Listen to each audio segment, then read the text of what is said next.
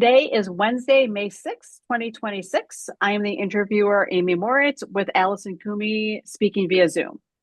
Allison was a member of Niagara University's inaugural women's ice hockey team. She served as an alternate captain for her senior season, 2001-2002, which was an historic season for Niagara. That team captured the ECAC regular season title and advanced to the program's first NCAA tournament appearance and Frozen Four. Niagara finished that year 26-8-2 and was ranked as high as number 2 in the country. A native of Baldwin,ville New York, Coomey earned a bachelor's degree in education in 2002 from Niagara and a master's degree in counseling in 2008 when she returned to the program as an assistant coach. Among her coaching stops were 7 seasons at Penn State, including 4 as an associate head coach. And she's currently the head coach of the University of Delaware's women's hockey program, which just completed its inaugural season. So a lot of inaugural seasons in there. Yeah. So Allison, thank you so much for the time today. And I just want to start with kind of just a scene setter question. Can you take me back and remember a time when you first remember falling in love with sports? Um, yeah, I will say hockey. This is a hockey specific memory.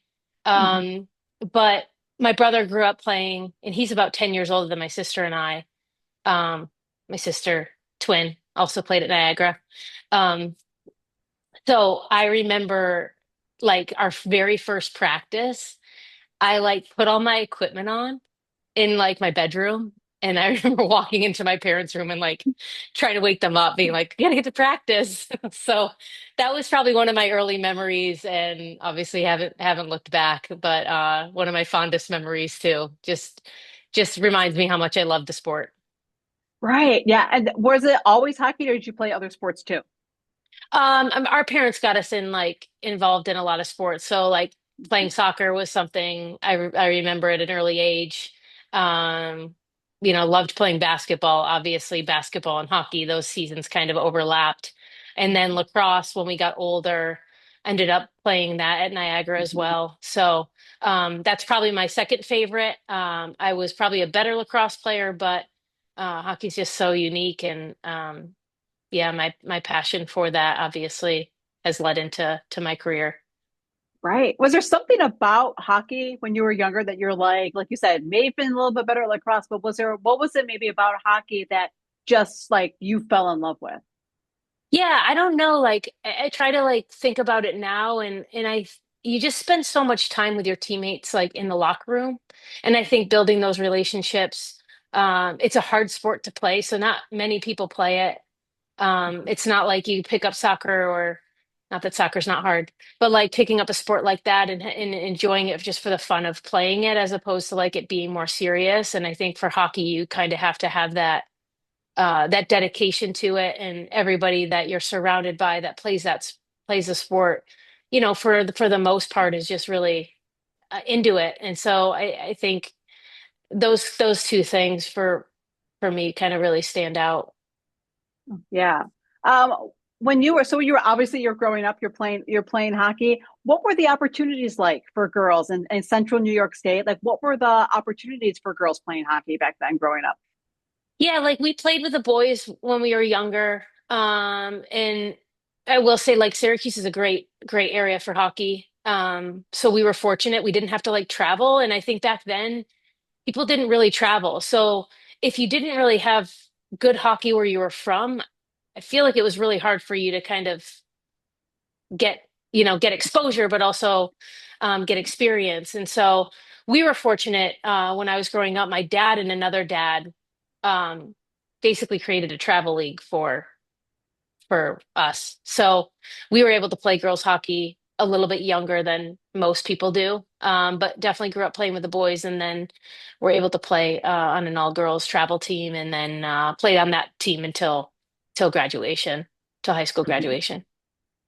When did the idea of being able to play college hockey, like when did that feel like possibility and viable and hey, we could really do this? Yeah, I think we grew up as like Cornell fans because they had a strong women's Okay. hockey program, Hmm. and we would go to their games like occasionally. And I just remember always for a few summers in a row, we went to their camp and were exposed to like not only the coaching staff but the players there. And I think my sister and I just got really excited about the possibility of playing at the next level. So I would say like mid-teens, 13, 14, somewhere around there. Um, but I mean, I'm glad our parents took us to those games to really expose us to that. Right. You mentioned that you had that opportunity because you had the good hockey in the area. You had Cornell, you had that exposure at a time when if you didn't have a good pocket of of that. Do you look back now and kind of see how, you know, I don't want to put fortunate in there, but what that experience was like to be able to be just in that area so that you were able to have those Yeah. exposure to that.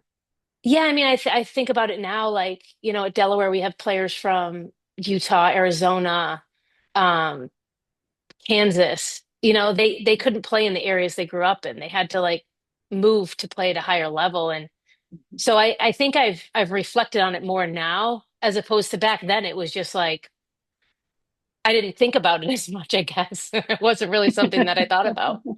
But You're not usually on your radar screen when you're, 16, 17 years old. now I'm like, this is Uh, great. right? This is awesome. So you were recruited by Margot. Margot Page is starting a team from scratch at Niagara. What do you remember about that recruiting process? Like, what was her? Did she have a sales pitch to you? Um, no, I think the excitement of starting something new was again stood out to my sister and I. My sister and I had never talked about going to the same school, but Margot was like always at our games. So like the visibility of like seeing her Hmm. often, um, was it like when she called us or when we started that conversation, I was like, here's somebody that's like been to a lot of our games, know how we play. So we got that sense of like the investment from her in us.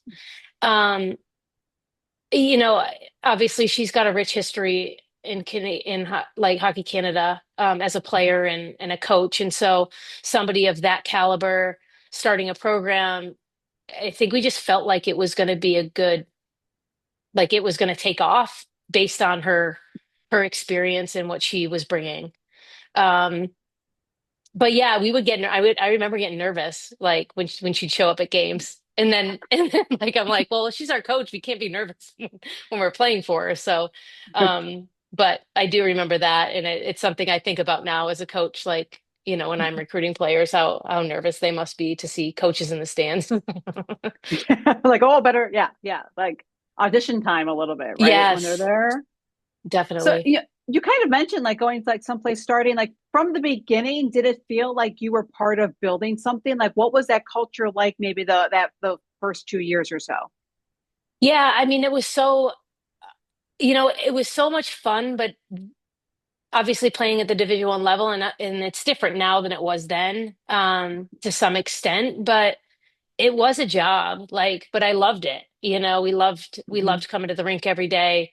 Um, I think the fact that we were all so young when we came in too, like everyone was kind of doing it together, made it exciting. So, and we won our first, I don't even know if it was our first game or our first home series. Like we beat BC and it was like, wow, we can do this, you know? Hmm. So that was exciting. Trying to remember, like those are the things I remember. And we had Canadians Hmm. that were of our grade year. Well, like they came in as freshmen, but they were actually a year or two older than us because of at the time Canada had like grade 13. So Hmm. we already had like a natural kind of like here's some players to look up to because they're a little bit older, but we're all like doing it together, which was really fun. Yeah, that's kind of really cool. Yeah, Margot's talking about like, oh, it was grade 13 back when there was like grade 13. So there were, some older players. Um, so what was like the support that you had like those early years, so before Frozen 4 year, but like leading up to that, how did you, as a player, how did you feel the support was from the campus community, from the athletic department? There already was an established men's program there, so what was kind of that dynamic like? Yeah, I mean, I felt like at the time. And even now looking back on it, the support from Niagara was great. I think just being so close to the border too, we were able to attract a lot of good Canadians. And I was an education major. Education was a huge program that, was Mhm. sold to our student athletes. So um, the support was there. Obviously, being a small school, I think everyone kind of rallied around us. Mhm. And being a new program, I just remember the relationships we had with women's basketball was tight. Men's hockey, obviously, they had just gone through it a couple years prior, so they were still like new. And to this day, I still have good relationships with some of those guys because they're coaching in the women's game now. Mhm. So, but the support was great. I still remember even just getting equipment. I was like, this is crazy. We can get, getting like free equipment and which is now just something that's a standard. But back then it seemed I was very grateful for those opportunities. Yeah. What was it like to play for Margot? That was the first time she was a head coach, right? And she talked to us, about that. But so what was it like to play for her? Did her style change at all over the 4 years you played for her? Well, I played for her and then coached with her. And then So coached with her too. That's true. yeah. Yeah, yeah. So that was a really cool experience for me to be able to like learn under her as a player and then also learn under her as an assistant. I mean, I thought she did if you didn't tell me, I wouldn't have known that. So that was her first head coaching job. She demanded a lot from us, but we felt well supported. She's obviously knowledgeable, and that's a main reason why we were able to do what we did in such a short amount of time. And obviously, herself had great assistants that helped her recruit the players that came through the program. But I just felt very like it was just a very professional environment. Um, and that's maybe why I saw it as like a job to a certain extent.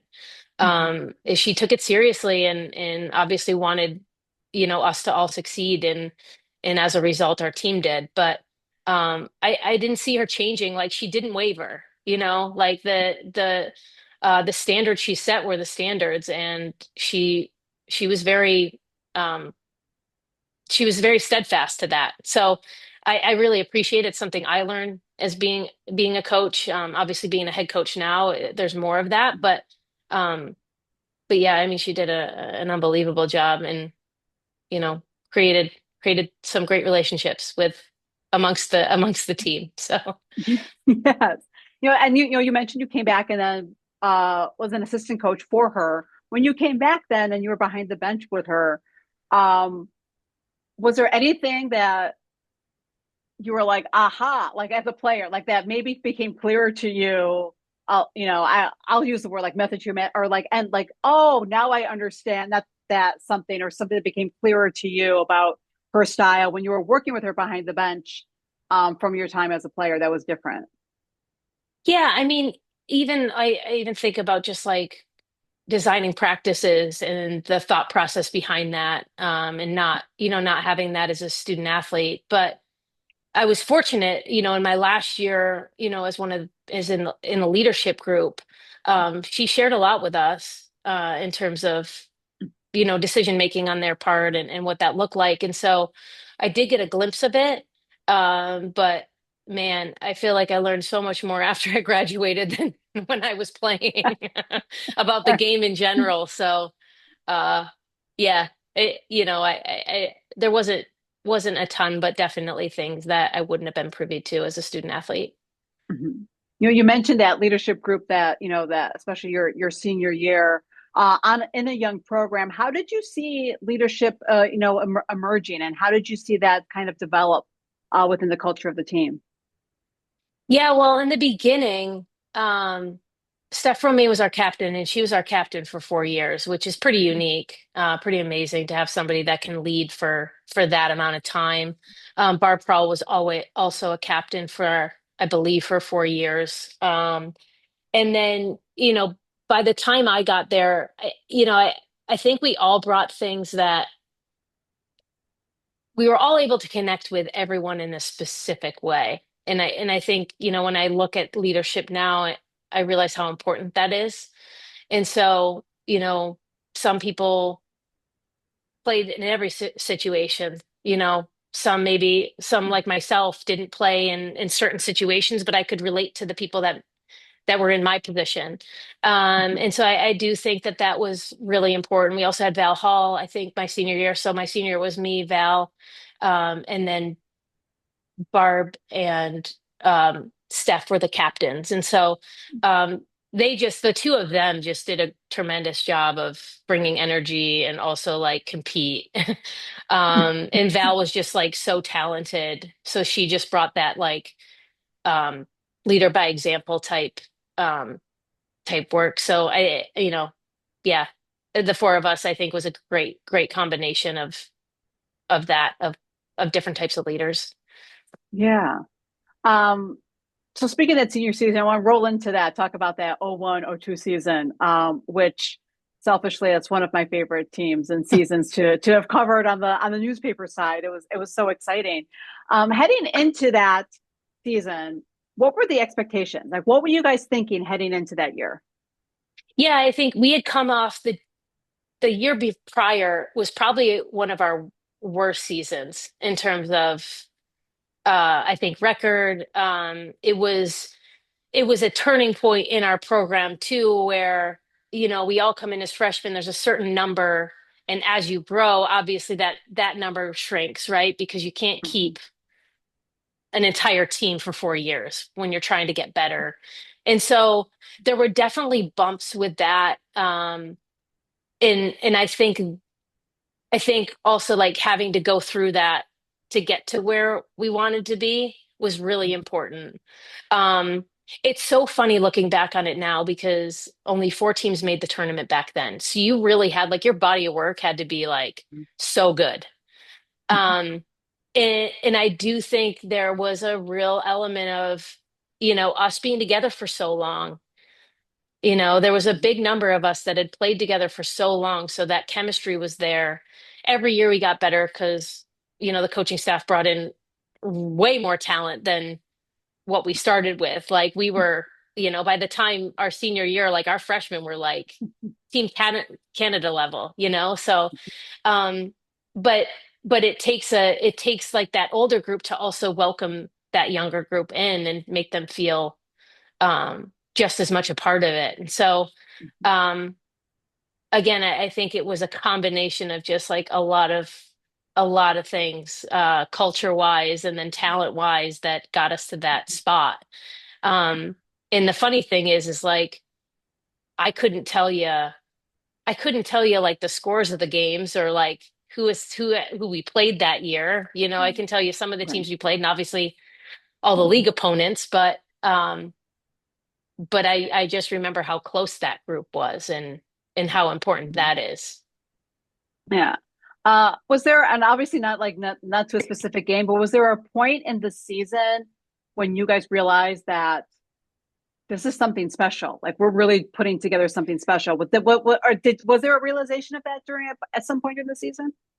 Yeah, I think we played Minnesota that year, maybe early on, Hmm. and either split with them or beat I can't remember, but that was one of those moments where we're like, Hmm. we're pretty good. And I know playing Northeastern and Brown, those two teams were really good. And just I think, yeah, we just got to a point where it's like, okay, now we can beat these teams. And the standard is that we beat these teams. So it Right. wasn't like, Hmm. oh, maybe we can beat them. It was like this little school in Western New York, is essentially like a powerhouse.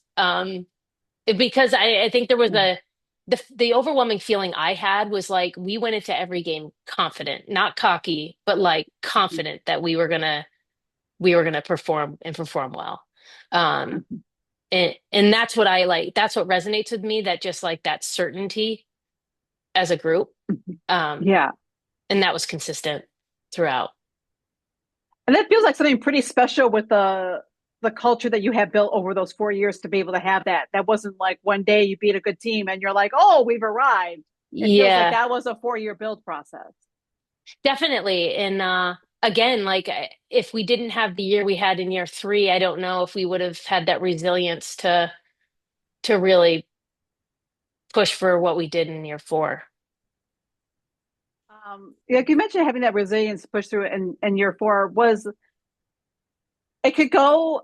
Well, you know this with teams, it can go many ways, right? It could be like it was a tough year and you don't rebound back, or it could be like this is a tough year and we're gonna like this is our last year. Like, was there, not necessarily specifics, but did you guys consciously talk about that, or did it just kind of come together organically? Do you remember just like overall?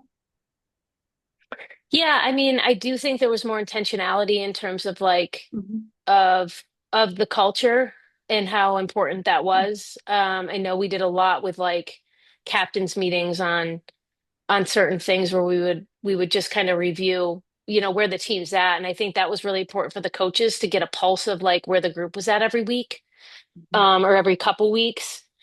Um, so I do feel like there was way more intentionality. Not that there wasn't in previous years, but I think knowing that the group we had and again how much older, like I mean we had 12 seniors that year. So it was an older team. Um, so I think our experience also played a big role in that, just being there for so long. Yeah. You had mentioned this year was just the second year that there was an NCAA tournament, Frozen Four for women, and it was just four teams. There were no automatic bids. It was a committee in a room. I have a distinct memory of being in the players' lounge around I think it was a dial-up computer or something, or a speakerphone or something. I think it was, listening to, waiting to hear. And you guys were ranked number two in the country, but it didn't feel like, like a lock that you would get in. I wondered what do you remember about that experience when you were waiting to hear the field be announced? Um, in some ways, I remember being like, "Oh, we're in." But then, what had happened the weekend before was we lost in the semifinal to Providence, and I remember driving home, and one of my teammates was like, "We're out. We're done." And it was just like the longest ride home. You're driving home from Providence, Rhode Island. Like, I mean, what is that? Like a 6.5, 7 hour drive. But when we got home and then the selection show happened, I feel like I was like, we're gonna get in. But I don't know why I thought that. I think maybe one game to me was like not enough for us to miss out. But I remember that too. I remember standing in the lounge and there was like it was like a green and kind of yellowish screen when Yeah. the name popped up. Yeah. Yeah. It was not a slick selection show like we have now. No, Yeah. It no. was very low tech.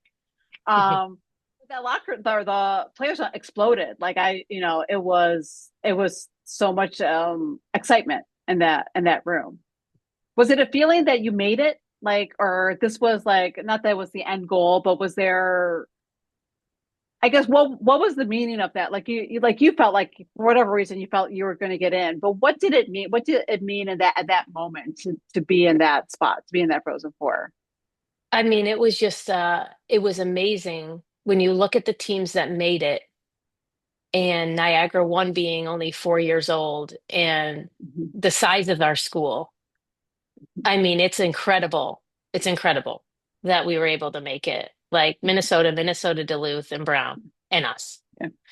Um, so I think for us, it was like not that we won, but we arrived, in this moment, Yeah. and that was pretty Mhm. cool. Yeah. What do you remember about the experience at the Frozen Four?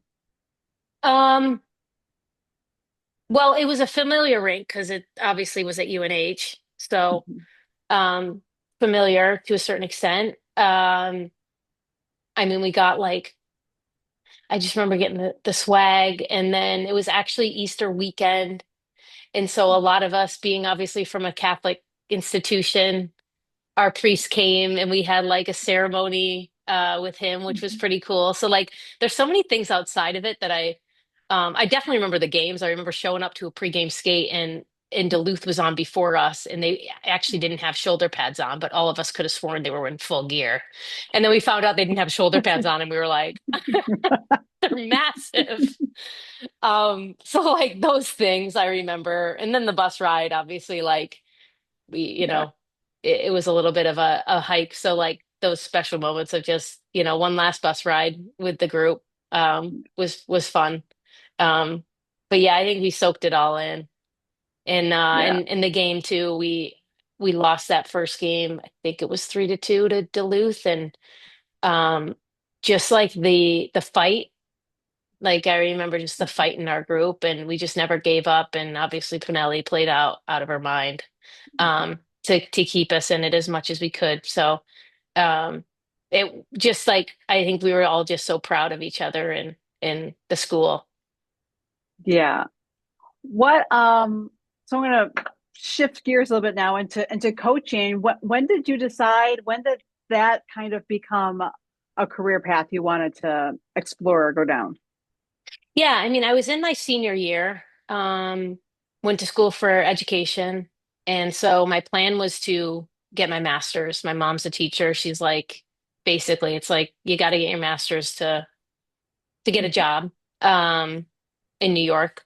So that was my plan. I obviously worked a couple camps for Margot, and then at Niagara, we had like a team camp, not a team camp, but like a summer camp. So I worked those, and then Kristen Steele, who was our assistant coach my junior year, had taken a job with Connecticut College, an ESCAC school, and during my senior year had reached out and was like, "Would you be interested in coaching?" And she was like, it's a essentially a grad assistant position. So in my mind, I'm like, this is amazing. I can like coach and then get my master's. Mhm. And so that's how it started. And honestly, like I went to Conn College and ended up couldn't get my master's there. Um, my so I was only there for a year, and then Plattsburgh opened up, their assistant spot opened up. I went there, started a master's program there, and then I had a great season there. Both of those years were awesome. And then the end of that year at Plattsburgh, Margot called because Katie LaChapelle, who I ended up working with down the line, got a job and left. And so she asked if I'd come back. And I was like, I loved Plattsburgh, but I was like, I cannot pass up this opportunity. So that's why I ended up getting my master's at Niagara. And then by that time, I was like, this is my career. This this is my path. Yep. And so you've coached at multiple levels and different places. Are there any through lines that you see from like your like being at Niagara and starting a program and what it means to build the program from the bottom up? And then obviously, how does do you take anything from that starting a program at Delaware, and how that, are there any similarities, or is too much time passed and it's a completely different game now? Yeah, I mean, there's definitely similarities. After I left Niagara, I went to Boston University, and I think they were in year three of their program, so they were like still like new.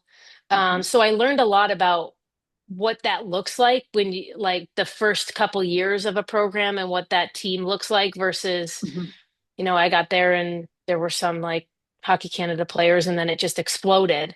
Um, and then when I went to Penn State, same thing. I think I ended up there in year six, and trying to rebuild there was interesting. And I realized that honestly, being at a startup in some ways is a lot easier than trying to rebuild, because you go into a rebuild and those players have played under a coach where they've done things a certain way for a certain amount of time.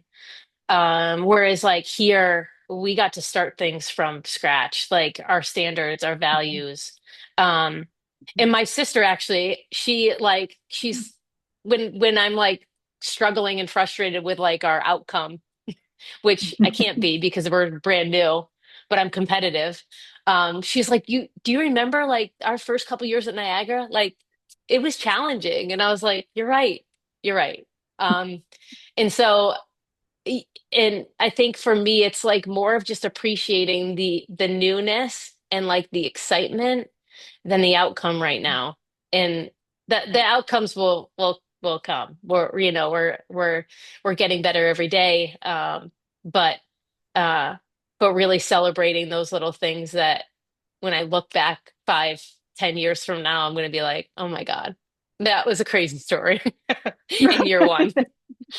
So, in how special like the players are that started this. Because I felt like the group that I was with at Niagara, it was a pretty special group. So it takes a lot for somebody to take a chance on a place that has no history.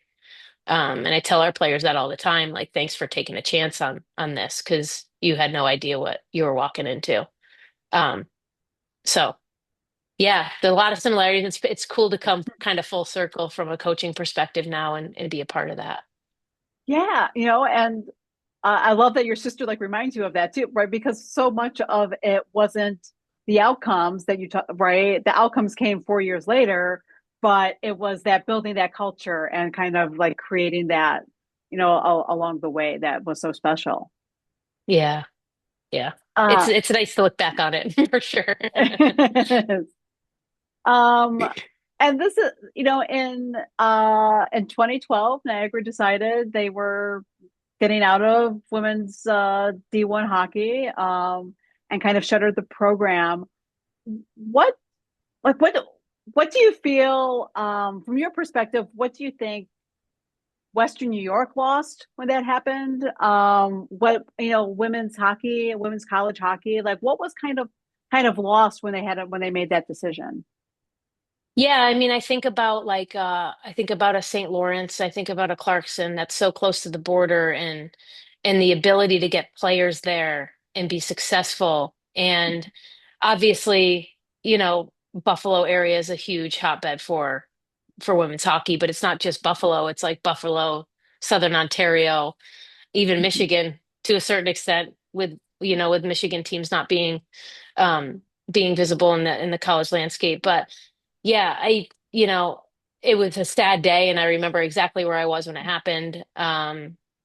And I was actually coaching at BU at the time, and Katie LaChapelle her and I shared an office, and she had coached there too. So um, it's taken a long time, and I don't know if we'll ever get over it because I think about people that go back for alumni events, and while we can still do that, um, there's a finite group of people that have had the privilege to wear that jersey and that's it. And um, when we go, it goes with us. Unfortunately, there's still banners in the rink and they've done a good job. And Mhm. I think the current AD, he's done an unbelievable job of trying to get us back involved. I actually ran into the men's head coach, Jason Lammers, last week at our convention, and he's done a great job of including us.